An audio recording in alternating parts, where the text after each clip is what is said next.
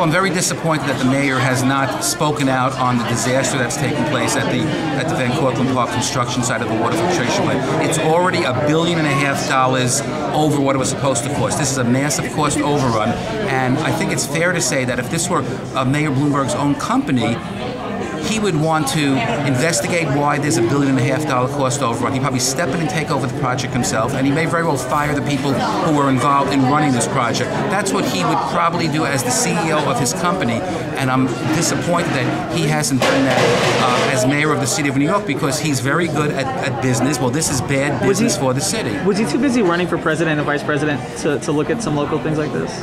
I don't know if that's the reason why he hasn't looked at it. He tends to give a huge amount of leeway toward with his commissioners, right. And both this commissioner and certainly the commissioner before, who were in charge of this project, the previous commissioner, I think, misled people. It was interesting that the previous commissioner now works for the main organization which promoted the project. He's the executive director of that particular organization, and the cost overruns keep getting worse and worse. And with the recent announcement of indictments, organized crime figures, there's questions as to whether one of the companies that has some of the big contracts for the filtration plant, whether there's any connection in that area in terms of organized crime. Chavon Construction has two of the big contracts, the contract to build or to dig the massive hole in Van Cortlandt Park, which would not have been necessary had the plant been sited in Westchester County, which is where it belongs.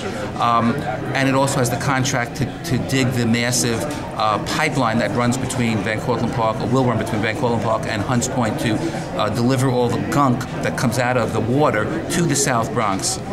So why the city is trying to kind of like keep this thing hush-hush, it doesn't make sense to me, because Mayor Bloomberg certainly has a very good track record in terms of trying to do the right thing financially, but in this case, he seems to be off the mark.